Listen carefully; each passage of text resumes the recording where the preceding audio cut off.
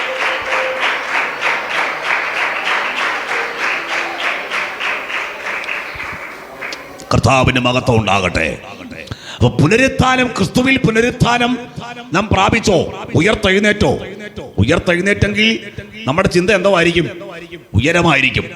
ഉയരത്തിലെ ചിന്തയും അന്വേഷണവും എന്നെ കർത്താവ് എന്നെന്നാ ചേർക്കാൻ വരും. അതുകൊണ്ട് പഴയ പാട്ടുകൾ നമ്മൾ പാടുമ്പോൾ ഒരു പ്രത്യേക പ്രത്യാശ നമുക്ക് ഉണ്ടാകുന്നില്ലയോ? സ്തോത്രം. ഞാൻ ഈ പുതിയ പാട്ടൊന്നും അങ്ങനെ പാടാറില്ല, എനിക്ക് വലിയ താല്പര്യമില്ല. സ്തോത്രം. ആമേൻ. ഞാൻ പാടുന്നെങ്കിൽ പഴയ പാട്ടേ പാടത്തുള്ളൂ, എനിക്ക് അതാണ് ഇഷ്ടം. എന്നാൽ പുതിയ പാട്ട് എല്ലാം കൊള്ളത്തില്ലെന്നല്ല, കുറച്ച് കൊള്ളാം. 100 എണ്ണം ഇറങ്ങുമ്പോൾ അതിൽ ഒരെണ്ണം കൊള്ളാം, അത്രയേ ഉള്ളൂ. സ്തോത്രം. മറ്റതങ്ങനല്ല, മൊത്തം പ്രത്യാശയാണ്. പഴയ പാട്ടുകൾ അങ്ങനെയാണ്. പാട്ടുപാടി ആത്മാവിൽ ആരാധിക്കുമുണ്ടാകുന്ന സന്തോഷം ഒരു പ്രത്യേക അനുഭവമാണ്, അല്ലേ? ഹല്ലേലൂയ. സ്തോത്രം. ആമേൻ. കൊണ്ടുവന്ന ഭാരം എങ്ങോട്ട് പോയെന്ന് അറിയത്തില്ല. പഴയ പാട്ടുപാടി ആത്മാവിൽ ആരാധിക്കുമ്പോൾ കൊണ്ടുവന്ന നിരാശയും വേദന എങ്ങോട്ട് പോയെന്നറിയത്തില്ല. അതാണ് അതിൻ്റെ അകത്ത് വ്യാപരിച്ച ദൈവകൃപ. കരങ്ങൾ ഉയർത്തി സ്തോത്രം പറയാം. അപ്പൊ നമ്മുടെ ചിന്തയും നമ്മുടെ അന്വേഷണവും നമ്മുടെ കർത്താവിന്റെ സന്നിധിയിൽ എത്തുക എന്നുള്ളതാണ്. പുനരുത്ഥാനത്തെ 4 ഭാഗമായിട്ടാണ് തിരിക്കുന്നത്. 1-ാമത്തെ വാക്യത്തിൽ നിങ്ങൾ ക്രിസ്തുവിനോടുകൂടെ ഉയർത്തെഴുന്നേറ്റിരിക്കുന്നു എങ്കിൽ ഉയർത്തെഴുന്നേൽക്കുക, ആമേൻ, പുനരുത്ഥാനം പ്രാപിക്കുക. അപ്പൊ പുനരുത്ഥാനം എന്ന വിഷയം പഠിക്കുമ്പോൾ അതിന് 4 ഭാഗമായിട്ട് തിരിക്കാം. അതിന് വായിച്ചോ, ഹോശയ പ്രമാണ പുസ്തകം 6-ാം അധ്യായം അതിന് 2-ാമത്തെ വാക്യം. ഹോശയ 6-ാം അധ്യായം 2-ാമത്തെ വാക്യം.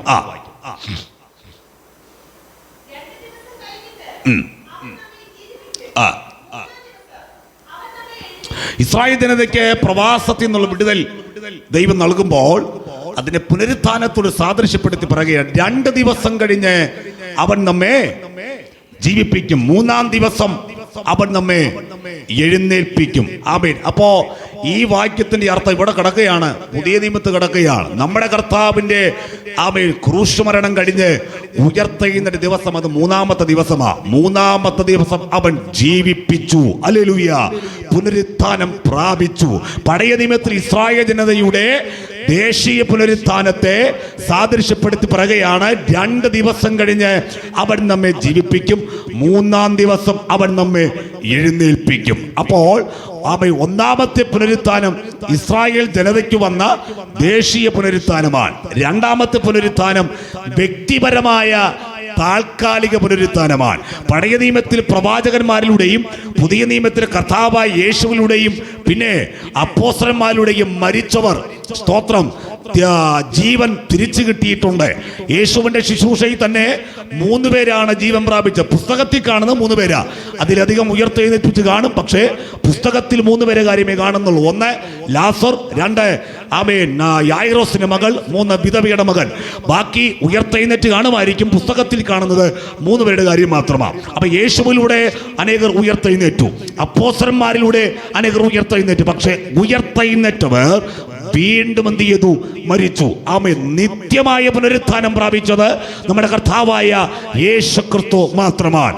മരണമേ നിന്റെ ജയം എവിടെ, മരണമേ നിന്റെ വിഷമുള്ളവിടെ ഉറക്കെ പ്രഖ്യാപിച്ചുകൊണ്ട് മരണത്തെയും പാതാളത്തെയും ജയിച്ച് ഇന്ന് പിതാവിന് മഹിമയുടെ വലത്തുഭാഗത്തിരിക്കുന്ന ഒരുവൻ മാത്രമേ ഉള്ളൂ. നമ്മൾ ആരാധിക്കുന്ന നമ്മുടെ വാഴ്ത്തപ്പെട്ട കർത്താവ് മാത്രമാണ്. ആമേൻ. ഹല്ലേലൂയ പറഞ്ഞാട്ട് ദൈവമക്കൾ, കർത്താവിന് മഹത്വം ഉണ്ടാണ്. അത് വ്യക്തിപരമായ താൽക്കാലിക പുനരുത്ഥാനമാണ്. 3-ാമത്തെ പുനരുത്ഥാനം അത് ആത്മീക പുനരുത്ഥാനമാണ്. ആത്മീക പുനരുത്ഥാനം വായിക്കാം. എഫേസ്യ ലേഖനം 2-ാം അധ്യായം അതിന്റെ 1-ാമത്തെ വാക്യം.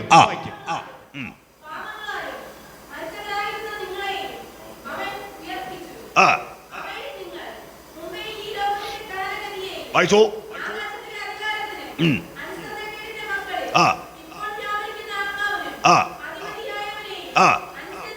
അത് 2-ാം അധ്യായം അതിന്റെ 11 വായിച്ചോ. 11 വായിച്ചോ.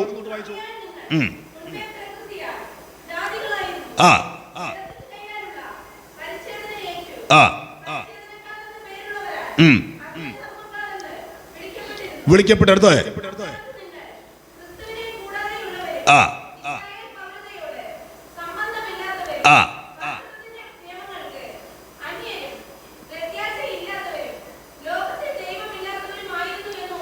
അടുത്ത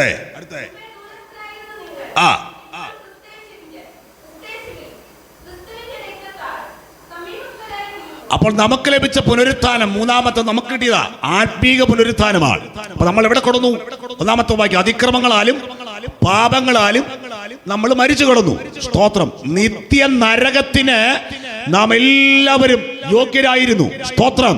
അവൻ ദൈവത്തിന്റെ വിചാരണ കോടതിക്കകത്ത് പഞ്ചപുച്ഛമടക്കി മൗനമായി നമ്മളെ ആ വിചാരണ കോടതിയിൽ നിന്ന് പുറത്തിറക്കിയിട്ട് നമ്മുടെ പാപത്തെ സ്വന്തം തോളിൽ വഹിച്ചുകൊണ്ട് കാൽവറിയിൽ അതിന്റെ പ്രായശ്ചിത്ത യാഗം വരുത്തി സകലതും നിവർത്തിയായെന്ന് ഉറക്കെ പ്രഖ്യാപിച്ചുകൊണ്ട് സ്വന്തം തോളിൽ തലചായിച്ച് ആമെ പിതാവിന്റെ സന്നിധിയിൽ പ്രാണനെ ഏൽപ്പിച്ചുകൊണ്ട് ആമെ ദൗത്യം പൂർത്തീകരിച്ച ആ യേശു ക്രിസ്തുവിനെ സ്വന്തം രക്ഷകനും ദൈവവുമായി ഹൃദയം കൊണ്ട് വിശ്വസിക്കുകയും നീതിക്കായി വായ് കൊണ്ട് ഏറ്റുപറയുകയും ചെയ്തപ്പോൾ നമുക്ക് ലഭിച്ച പുനരുത്ഥാനമാണ് ആത്മീക പുനരുത്ഥാനം.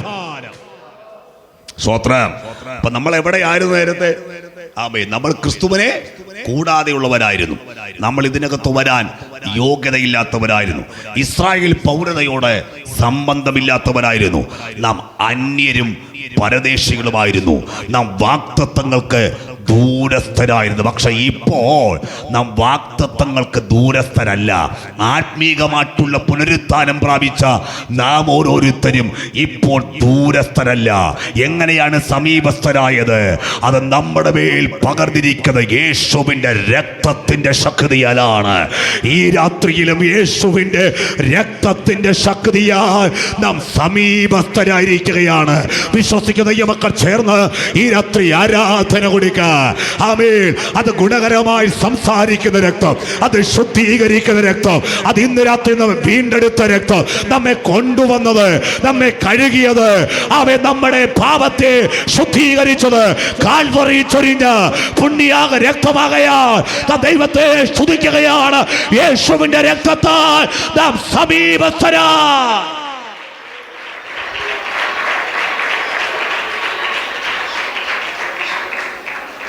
കർത്താവിന് മഹത്വം ഉണ്ടാകട്ടെ. ഇപ്പോൾ നമ്മൾ ആരല്ല? നാം വാഗ്ദത്തങ്ങൾക്ക് ദൂരസ്ഥർ അല്ല. നമുക്കിനി പുറത്തു നിൽക്കേണ്ട ആവശ്യമില്ല. പ്രാകാരം വരെ വന്ന് മാത്രം ആമെ തൃപ്തിയടഞ്ഞ് പോകേണ്ടവരായിരുന്നു പഴയ നിയമസഭ. ഇപ്പോൾ എന്ത് ചെയ്യണ്ട? പ്രാകാരത്തിൽ നിൽക്കണ്ട.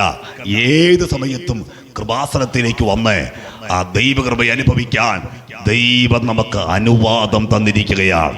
അതോർത്ത് രാത്രി ദൈവമക്കൾ നന്ദിയോടെ സ്തോത്രം ചെയ്യണം. വീട് പണിയുന്നവർ തള്ളിക്കളഞ്ഞ കല്ല് എന്തായി? അത് മൂലക്കല്ലായി പ്രയോജനമില്ലെന്ന് പറഞ്ഞെടുത്ത് ദൂരെ കളഞ്ഞതിനെ കർത്താവ് ഇന്ന് രാത്രി പ്രയോജനമുള്ളതാക്കി മാറ്റി. രാജാവിന് വിരുന്നിശാലയ്ക്കകത്ത് എത്തി നോക്കാൻ യോഗ്യതയില്ലാത്ത നമ്മെ ഈ രാത്രി കൊണ്ടുവന്ന ദൈവകൃപയ്ക്ക് നന്ദിയോടെ നാം ദൈവത്തിന് സ്തോത്രം പറഞ്ഞാട്ടെ. പഴയ നിയമത്തിൽ കേൾക്കുന്ന ദൈവശബ്ദം ആമേ ജനത്തിന് ഭയമായിരുന്നു. ഭയം. സ്തോത്രം. ഇപ്പൊ അതിന്റെ അടുത്ത് വരാൻ ജനത്തിന് ഭയമാ. അതുകൊണ്ടാണ് പ്രാകാരം വരെ എന്ത് ചെയ്യുന്നത് ജനം വരുന്നത്. അവർക്ക് നോക്കിയാളൊക്കെ ഭയമാ. സ്തോത്രം. അതുകൊണ്ടാണ് എബ്രായലേഖനം 12:18 പറയുന്നത് സ്ഥൂലമായതും തീ കത്തുന്നതുമായ ആമേൻ പർവ്വതത്തിനും വായിച്ചു ആ ആ ആ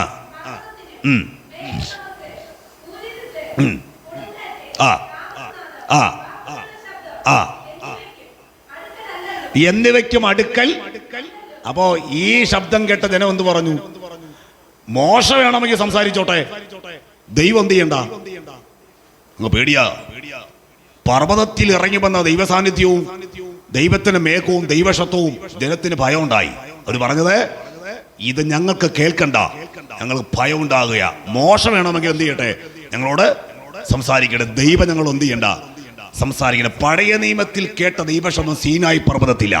എന്നാൽ പുതിയ നിയമസഭ വന്ന് നിൽക്കുന്നത് സീനായി പർവ്വതത്തിനടുക്കലല്ല, സിയോൻ പർവ്വതത്തിനടുക്കലാണ്. സിയോൻ പർവ്വതത്തിന്റെ അടുക്കൽ വന്നെത്തി നിൽക്കുന്ന നമുക്ക് ഈ രാത്രി ദൈവശബ്ദം കേൾക്കുമ്പോൾ വേണ്ടെന്നല്ല പറയുന്നത്, ദൈവസാന്നിധ്യം ഇറങ്ങി നിൽക്കുമ്പോൾ വേണ്ടെന്നല്ല പറയുന്നത്. ഇത് എത്ര കേട്ടാലും അനുഭവിച്ചാലും മതി വരത്തില്ല, എത്ര അനുഭവിച്ചാലും മതി വരത്തില്ല, എത്ര സ്തുതിച്ചാലും മതി വരത്തില്ല. നമ്മുടെ മേൽ പെയ്തിറങ്ങിയ ദൈവ സാന്നിധ്യത്തിന് എത്ര പേർ ഈ രാത്രി സ്തോത്രം ചെയ്യുന്നുണ്ട്?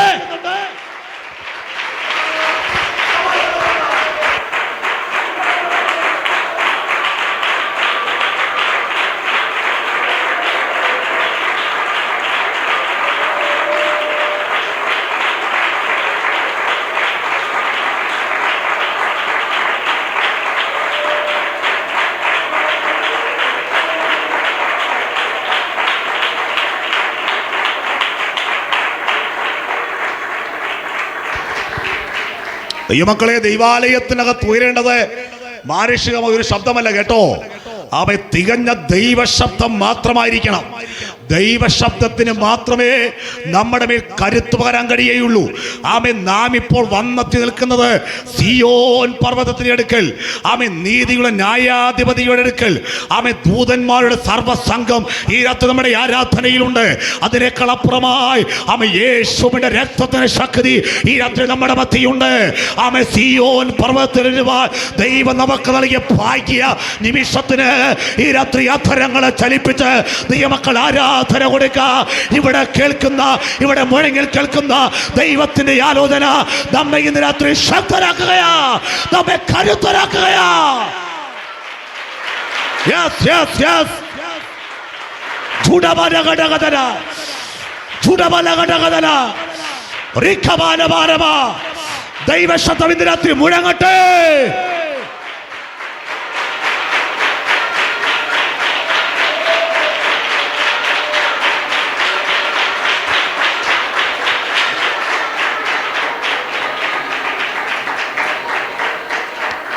ഹല്ലേലൂയ.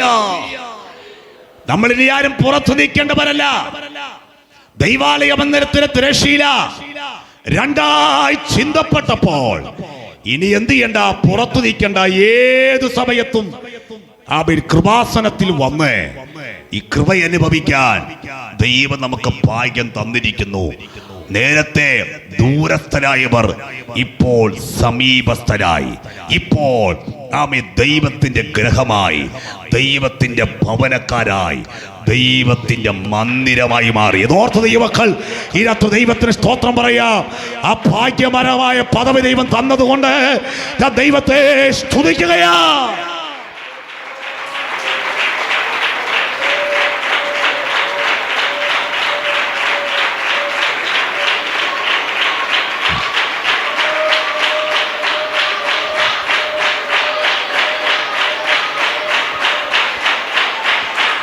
ഹല്ലേലൂയ. അപ്പോൾ മൂന്നാമത്തെ പുനരുത്ഥാനം ആത്മീക പുനരുത്ഥാനമാണ്. അതിക്രമങ്ങളാലും പാപങ്ങളാലും മരിച്ചവരായ നമ്മെ ഉയർപ്പിച്ചു. ഇനി നമ്മൾ ആമേൻ പുറത്തു നിൽക്കേണ്ടവരല്ല. ആമേൻ ആത്മീക പുനരുത്ഥാനം പ്രാപിച്ച് ദൈവസഭയ്ക്കകത്ത് വന്നു. മൂന്നാമത്തെ പുനരുത്ഥാനം ആത്മീക പുനരുത്ഥാനം. 4 നിത്യമായ പുനരുത്ഥാനം. നിത്യമായ പുനരുത്ഥാനം. നിത്യമായ പുനരുത്ഥാനത്തെ 2 ഭാഗമായിട്ടാണ് തിരിക്കുന്നത്. 1 ദുഷ്ടന്മാരുടെ പുനരുത്ഥാനം, 2 നീതിമാന്മാരുടെ പുനരുത്ഥാനം. തെളിവ് ആമേൻ ദാനിയേൽ പ്രവാചന പുസ്തകം 12-ാം അധ്യായം അതിന്റെ 1-ാമത്തെ വാക്യം മുതൽ.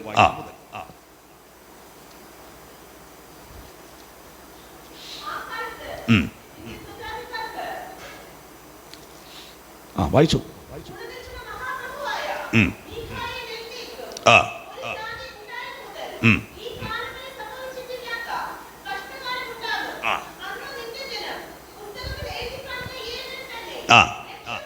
പുസ്തകത്തിൽ എഴുതി കാണുന്ന ഏവനും തന്നെ. അത് ഏത് പുസ്തകമാണ്? ജീവന്റെ പുസ്തകത്തിൽ എഴുതി കാണുന്നവർക്ക് മാത്രമാണ് രക്ഷ. ആ രക്ഷ എന്ന് പറഞ്ഞ് ജീവരക്ഷ. ജീവരക്ഷ എന്ന വിഷയത്തിലേക്ക് കടക്കുന്നില്ല. ജീവരക്ഷ കിട്ടും. ആ രക്ഷ പ്രാപിക്കുമെന്ന് പറഞ്ഞ് ജീവരക്ഷ കിട്ടുമെന്ന. അടുത്ത് വായിച്ചു.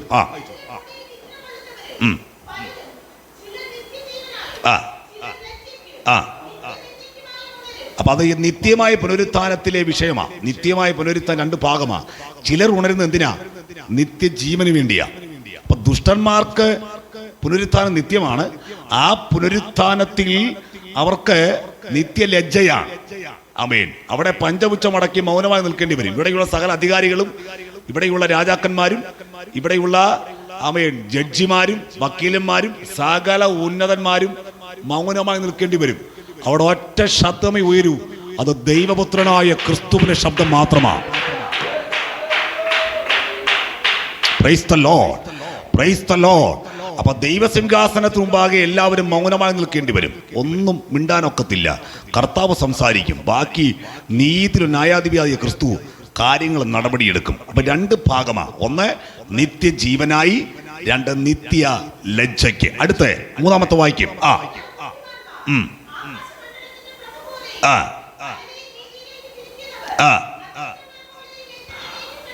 അപ്പൊ നിത്യമായ പുനരുത്ഥാനം പ്രാപിക്കുന്ന ഒരു ദൈവ പൈതൽ അവിടെ എങ്ങനെ പ്രകാശിക്കും? ലോകം നിന്നെ പോഷൻ എന്ന് പറയും കേട്ടോ. ഈ വചനത്തെ മുറുകെ പരസ്യമായ വേദിയിലൊക്കെ നമ്മുടെ കുഞ്ഞുങ്ങളൊക്കെ കർത്താവിന്റെ ദാസന്മാരെ ഇവരൊക്കെ അവയെ പലപ്പോഴും സുവിശേഷം അറിയിക്കുന്ന പരസ്യമായ വേദിയിൽ സംസാരിക്കുന്നവരാണ്, കർത്താവിന് വേണ്ടി പാടുന്നവരാണ്. ഇതൊക്കെ നമ്മൾ ചെയ്യുമ്പോൾ അവർ പറയും ഇവർക്ക് വേറെ പണിയൊന്നും ഇല്ല, സ്തോത്രം, വേറെ ജോലിയൊന്നുമില്ല. ലോകം പറയും നീ പോഷനെന്ന്, ലോകം പറയും നീ നിനക്ക് വേറെ ഒരു ജോലിയുമില്ലെന്ന്. നീ ആമേ സ്തോത്രം ജ്ഞാനിയല്ലെന്ന് ലോകം പറയുമ്പോൾ ആമേ നിത്യജീവനായി നിയമിക്കപ്പെട്ട, ആമേ നിത്യതയ്ക്ക് വേണ്ടി ഒരുക്കപ്പെട്ട നിത്യമായ പുനരുത്ഥാനം പ്രാപിച്ച് ഇവിടെ നിന്ന് എഴുന്നേറ്റ് വരുമ്പോൾ ദൈവത്തിന് വചനം കൃത്യമായി പറയുന്നു, അവർ ആകാശമണ്ഡലത്തിലെ പ്രഭ പോലെ അവർ ശോഭിക്കാൻ പോകുകയാണ്. എത്രവർക്ക് നിരാത്തു ദൈവത്തെ സ്തുതിക്കാൻ കഴിയുന്നു.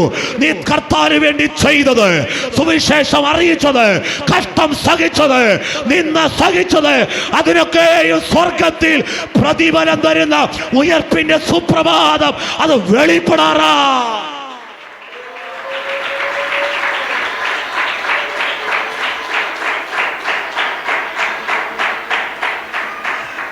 അതുകൊണ്ടാണ് പൗലോസ് പറഞ്ഞ ആത്മാവും പ്രാണനും ദേഹവും. നമ്മൾ പറയും ദേഹം ദേഹി ആത്മാവെന്നാ, പൗലോസ് തിരിച്ചാ പറയുന്നത്. കാര്യം പൗലോസ് പറഞ്ഞ പ്രാധാന്യം ആത്മാവിനാ, ആത്മാവിന്റെ നിത്യതയ്ക്കാ പ്രാധാന്യം ആത്മാവിനാ. ആത്മാവും പ്രാണനും ദേഹവും അവൻ ക്രിസ്തുവിന്റെ സന്നിധിയിൽ അനിന്യമായി വെളിപ്പെടും. അപ്പൊ നിന്ദ്യമായി വെളിപ്പെടുന്നവരുണ്ട്, നിത്യലജ്ജയ്ക്കായി വെളിപ്പെടുന്നവരുണ്ട്. അതുകൊണ്ടാണ് 1 യോഹന്നാൻ 2:27-28 വാക്യങ്ങൾ നാം തന്റെ സന്നിധിയിൽ ആമേ സ്തോത്രം വായിച്ചു 1 യോഹന്നാൻ 2:28.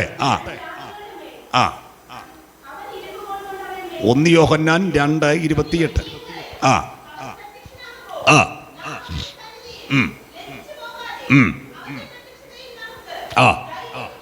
അപ്പൊ നിത്യമായ പുനരുത്ഥാനം നമുക്ക് ലഭിക്കും. നമുക്ക് ആ പ്രത്യക്ഷത എന്തു വേണം? ധൈര്യം വേണം. ധൈര്യം ഉണ്ടാകേണ്ടതിന് അവനിൽ എന്ത് ചെയ്യണം? ക്രിസ്തുവിൽ വസിക്കണം. അപ്പോൾ നിത്യമായ പുനരുത്ഥാനം ലഭിച്ചു കഴിഞ്ഞാൽ അവർ പ്രാഗൽഭ്യം നഷ്ടപ്പെട്ടല്ല, ദൈവകൃപ നഷ്ടപ്പെട്ടല്ല, അവൻ ലജ്ജിക്കപ്പെട്ട തലകുനിക്കപ്പെട്ടല്ല, അവന്റെ പ്രത്യക്ഷതയിൽ നാം ധൈര്യത്തോടെ നിൽക്കുകയാണ്. കരങ്ങൾ ഉയർത്തി നന്ദിയോടെ സ്തോത്രം ചെയ്യാം. ഹല്ലേലൂയ. അപ്പൊ നമുക്ക് പുനരുത്ഥാനം കിട്ടുമോ? അതെ, നാം പുനരുത്ഥാനം പ്രാപിക്കും. അതിനെന്താ തെളിവ്? നമ്മുടെ കർത്താവ് പുനരുത്ഥാനം പ്രാപിച്ചതാണ്. പുനരുത്ഥാനത്തിന്റെ ആദ്യ ഫലമായി ക്രിസ്തു ഉയർത്തെഴുന്നേറ്റത് കൊണ്ട് ആ ക്രിസ്തുവിനെ സേവിക്കുന്ന, ആ ക്രിസ്തുവിന്റെ ആത്മാവിനെ പ്രാപിച്ച നമുക്ക് ഓരോരുത്തർക്കും ഇവിടെ നിന്ന് പുനരുത്ഥാനമുണ്ട്. അവൻ കല്ലറയെ ഭേദിച്ചുകൊണ്ട്, റോമൻ ഇംപീരിയൽ മുദ്രകളെ പൊട്ടിച്ചുകൊണ്ട്, കാവൽക്കൂട്ടത്തിന് അധികാരങ്ങളെ തകർത്തുകൊണ്ട്, റോമൻ അധികാരങ്ങളെ തകർത്തുകൊണ്ട് പുനരുത്ഥാനത്തിന്റെ ആദ്യഫലമായി യേശുക്രിസ്തു ഉയർത്തെഴുന്നേറ്റത് കൊണ്ട് ആ ക്രിസ്തുവിനെ സേവിക്കുന്ന നമുക്ക് ഓരോരുത്തർക്കും ഇവിടുന്ന് പുനരുത്ഥാനമുണ്ട്. നമ്മുടെ യാത്രയ്ക്ക് സമയമായി പ്രത്യാശയുള്ള ഈ മക്കൾ ഈ രാത്രി ദൈവത്തെ സ്തുതിക്കാം. 1-ാം വാക്യത്തിന്റെ അർത്ഥം ഇതാണ്. 1, ഇസ്രായേൽ ജനതയ്ക്ക് വന്ന ദേശീയ പുനരുത്ഥാനം. 2, ആമേൻ വ്യക്തിപരമായ താൽക്കാലിക പുനരുത്ഥാനം. 3, ആത്മീകമായിട്ടുള്ള പുനരുത്ഥാനം. 4, നിത്യമായ പുനരുത്ഥാനം. 1, ക്രിസ്തുവിനോടുകൂടെ നിങ്ങൾ ഉയർത്തെഴുന്നേറ്റിരിക്കുന്നു. 2, രണ്ടാമത്തെ കാര്യം കൊണ്ട് പറഞ്ഞ് പ്രാർത്ഥിക്കാം, 3, 4 പറയാൻ സമയമില്ല. 2, ആമേൻ ക്രിസ്തു ദൈവത്തിന്റെ വലത്തുഭാഗത്ത് ഇരിക്കുന്നു. ക്രിസ്തു ദൈവത്തിന്റെ വലത്തുഭാഗത്തിരിക്കുന്നു. എന്തിനാണ് ക്രിസ്തു ഇപ്പോൾ പിതാവായ ദൈവത്തിന്റെ സന്നിധിയിൽ ഇരിക്കുന്നത്? നിൽക്കുകയല്ല, ആമേ പിതാവിന്റെ വലത്തുഭാഗത്ത് ഇരിക്കുകയാണ്. അതിനൊരു ഉദ്ദേശമുണ്ട്. എന്താണ് ഉദ്ദേശം? നമുക്ക് വേണ്ടി പക്ഷപാതം കഴിക്കാൻ ദൈവപുത്രനായ ക്രിസ്തു ആമേ ഇരിക്കുകയാണ് കേട്ടോ. അപ്പൊ നമ്മളെ എന്നേ വെട്ടി ദൂരെ കളയേണ്ടതാണ്. വൃക്ഷത്തിന്റെ ചുവട്ടിൽ കോടാലി വെച്ചിരിക്കുന്നു. വൃക്ഷത്തിന്റെ ചുവട്ടിൽ വെച്ചിരിക്കുന്ന കോടാലി പിതാവായ ദൈവം വെട്ടാൻ മറന്നുപോയത് കൊണ്ടല്ല, വെട്ടി ദൂരക്കളയുന്ന സമയം കഴിഞ്ഞു കേട്ടോ. അത് എന്നെയും നിങ്ങളെയും. പക്ഷേ അവ ഇന്നും വെട്ടാതെ നമ്മളെ നിർത്തിയിരിക്കുന്നത് നമുക്ക് വേണ്ടി നമ്മുടെ കർത്താവ് പക്ഷപാതം കഴിക്കുന്നത് മാത്രമാണ്. അതുകൊണ്ട് ഇന്ന് രാത്രിയിൽ ആമ ഒരു നിമിഷമെങ്കിലും ജീവിക്കുന്നെങ്കിൽ അത് തമ്പുരാന്റെ കരുണ കൊണ്ട് മാത്രമാണ്, ദൈവത്തിന്റെ കൃപ കൊണ്ട് മാത്രമാണ്. നമ്മൾ കഴിച്ച ആഹാരത്തിന്റെ ബലമല്ല, അവൻ നമ്മുടെ ആരോഗ്യമല്ല, നമ്മുടെ കരബലമല്ല. ഒരു നിമിഷമങ്ങൾ ജീവിക്കുന്നെങ്കിൽ തമ്പുരാന്റെ കൃപ കൊണ്ട് മാത്രമാണ് നാം മുടിഞ്ഞു പോകാതിരിക്കുന്നത്. യഹോവയുടെ ദയയാകുന്നു, അവരുടെ കരുണ തീർന്നു പോയിട്ടില്ല. കരങ്ങൾ അടിച്ച് ദൈവത്തെ ആരാധിക്കാം ശക്തിയോടെ.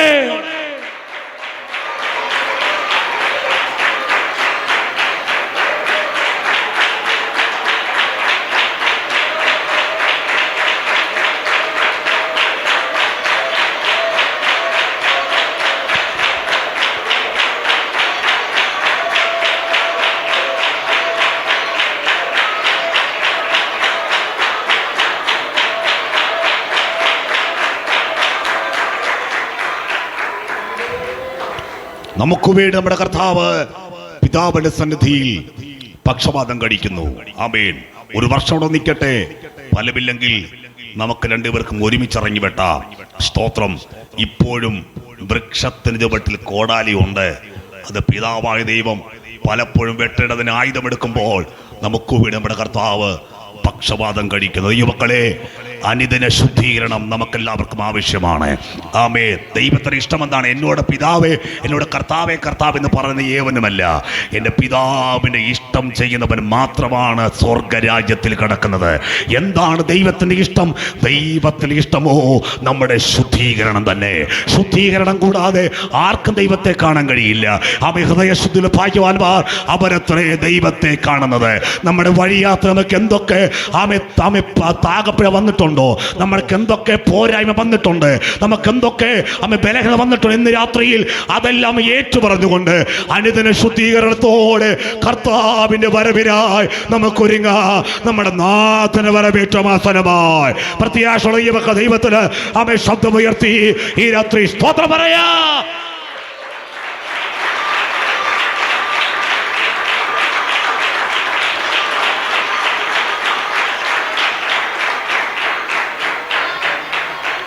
ഹല്ലേലൂയ.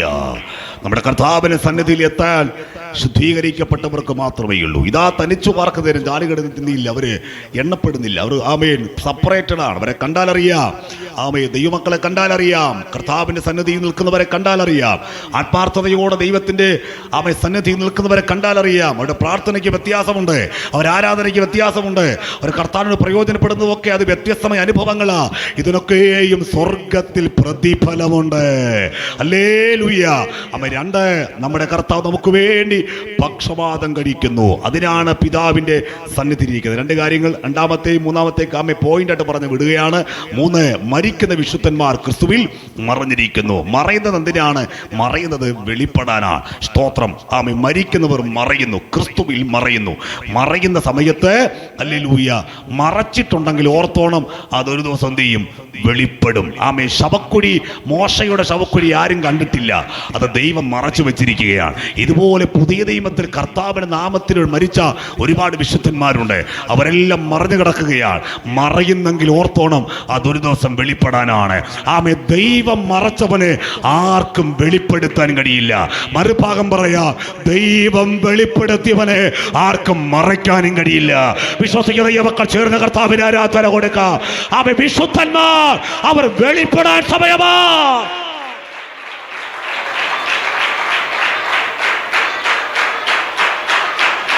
ഉടമലഘടകതരകൾ കമലപടമ ഉടമലപടപടപടമ ശമണപടഘടകതര ഉടമലഘടകതരകൾ കമടഘടകതരകൾ കമല ഉടമലഘടകതരകൾ കമാനിയാധര.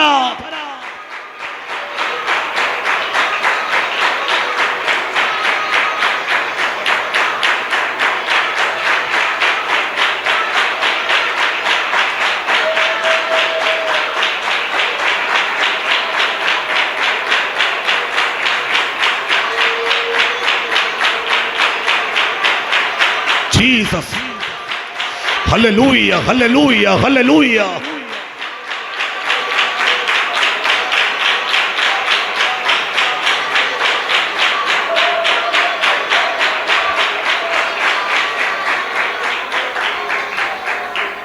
ആമേൻ. മരിക്കുന്ന വിശുദ്ധന്മാർ ക്രിസ്തുവിൽ മറയുന്നു. ആ ഭാഗം വിശദീകരിക്കേണ്ടതാണ്, സമയമില്ല.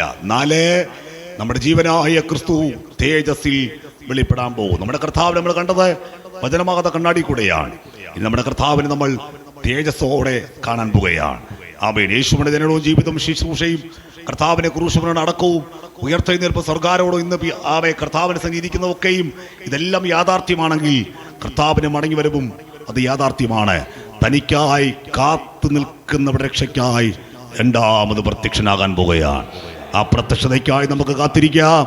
ഹല്ലേലൂയ. ഉയരത്തിൽ മാത്രം അന്വേഷിച്ചുകൊണ്ട്, നിത്യതയെ മാത്രം ഫോക്കസ് ചെയ്തുകൊണ്ട്, അതിനെ മാത്രം ലക്ഷ്യം വെച്ചുകൊണ്ട് യാത്ര തുടരാം. നമ്മുടെ നാഥൻ വരാറായി. ഹല്ലേലൂയ. എല്ലാവർക്കും ദൈവസന്നിധിയിൽ എഴുന്നേൽക്കാം. എല്ലാവരും എഴുന്നേറ്റാണ്. Amen. Praise the Lord. Hallelujah. Amen. Praise to Jesus. Hallelujah. Hallelujah. കർത്താവിന് മഹത്വം ഉണ്ടാകട്ടെ. കർത്താവിന് മഹത്വം. കർത്താവിന് എല്ലാ ദൈവമക്കളും കർത്താവിന് സ്തോത്രം ചെയ്താണ്.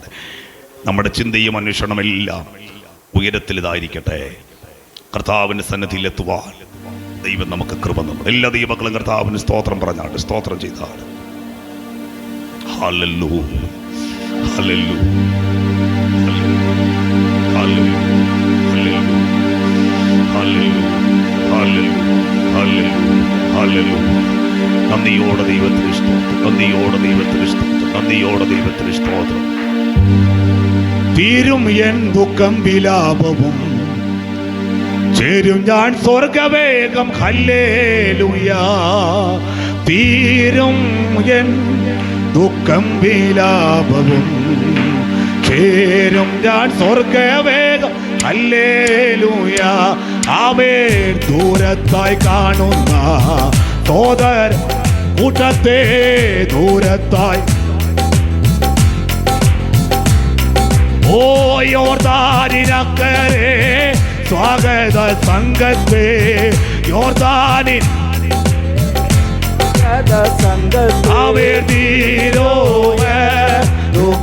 വിലാപവോ ചേരും ഞാൻ സ്വർഗവേഗം. ഹല്ലേലൂയ. തീരുമേ ദുഃഖം വിലാപവോ ചേരും ഞാൻ സ്വർഗവേഗം. ഹല്ലേലൂയ. കഷ്ടതയാകിലോ കഷ്ടങ്ങൾ വന്നാലോ കഷ്ടത ഓ ഇഷ്ടന്മാർ വിട്ടാലോ ദുഷ്ടിയായി ജീവിക്കോ. ഇഷ്ടന്മാർ വിട്ടാലോ ദുഷ്ടിയായി ജീവിക്കോ. വിലാപമോ ചേരും ഞാൻ സ്വർഗവേഗം. ഹല്ലേലൂയ. ദുഃഖവിലാപമോ ചേരും ഞാൻ സ്വർഗവേഗം. ഹല്ലേലൂയ. ബോട്ടിൽ ഞാൻ കയറിയിടോ യാത്രയ്ക്കായി. ബോട്ടിൽ ഞാൻ കയറിയിടോ യാത്രയ്ക്കായി. ഒത്താമില്ലാതുള്ള വീട്ടിൽ ഞാൻ ചെയ്തിടോ.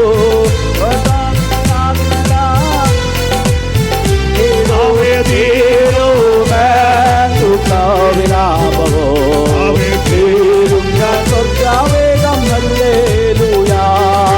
തീരുമേ ദുഃഖവിലാപമോ തീരും ഞാൻ സ്വർഗവേഗം. ഹല്ലേലൂയ. രാജാതിരാജനേ രാജമൂടി ചൂടേ രാജാതിരാജനേ ആലിംഗനം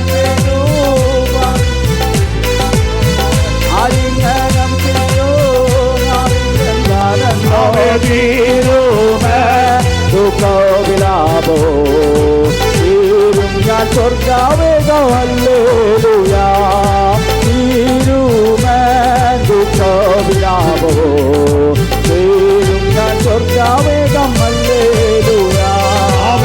ദൂരത്തായി കാണുന്ന സോദര സംഘത്തെ ദൂരത്തായി കാണുന്ന സോദര കൂട്ടത്തെ യോർദാനിനക്കരെ സ്വാഗത സംഘത്തെ യോർദാനിനക്കരെ സ്വാഗത സംഘത്തെ. തീരുമേ ദുഃഖവിലാപോ തീരും ഞാൻ സ്വർഗവേഗം. ഹല്ലേലൂയ. തീരുമേ ദുഃഖവിലാപോ തീരും ഞാൻ സ്വർഗവേഗം. ഹല്ലേലൂയ.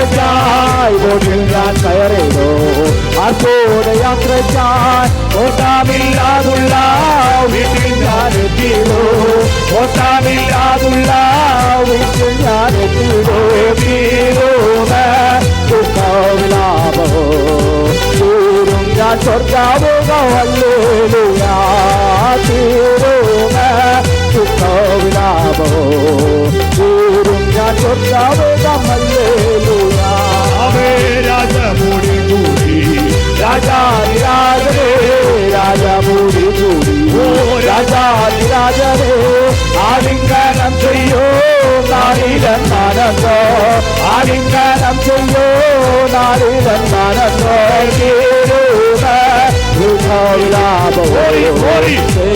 ഞാൻ സ്വർഗാവോഗം ഹല്ലേലൂയാ ദുഃഖവിലാപോ തീരും ഞാൻ സ്വർഗാവോഗം ഹല്ലേലൂയാ രാജമൂടി കൂടി രാജാതിരാജനേ രാജമൂടി കൂടി രാജാതിരാജനേ ആലിംഗനം ചെയ്യോ നാളിലെന്നാനോ നാളിലെന്നാനോ തീരും ദുഃഖവിലാപോ തീരും ഞാൻ സ്വർഗാവോഗം ഹല്ലേലൂയാ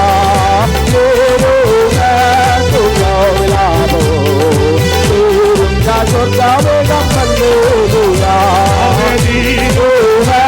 ദുഃഖവിലാപോ തീരും ഞാൻ സ്വർഗാവോഗം ഹല്ലേലൂയാ ദുഃഖവിലാപോ തീരും ഞാൻ സ്വർഗാവോഗം ഹല്ലേലൂയാ ദുഃഖവിലാപോ തീരും ഞാൻ സ്വർഗാവോഗം ഹല്ലേലൂയാ ദുഃഖവിലാപോ തീരും ഞാൻ സ്വർഗാവോഗം ഹല്ലേലൂയാ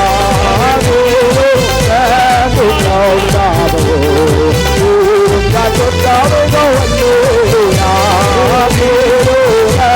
ദുഃഖവിലാപോ തീരും ഞാൻ സ്വർഗാവോഗം ഹല്ലേലൂയാ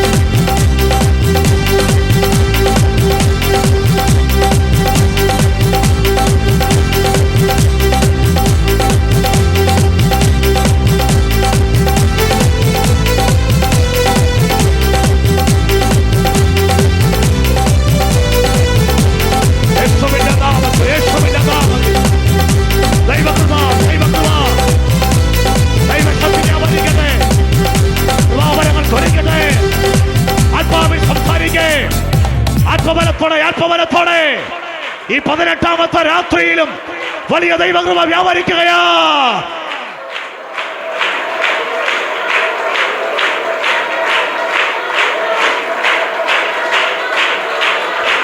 യേശുവിന്റെ നാമത്തിൽ, യേശുവിന്റെ നാമത്തിൽ സകല ജഡത്തിന് മേലും എന്റെ ആത്മാവിനെ പകരുകയാ, ദൈവാത്മാവിനെ പകരുകയാ.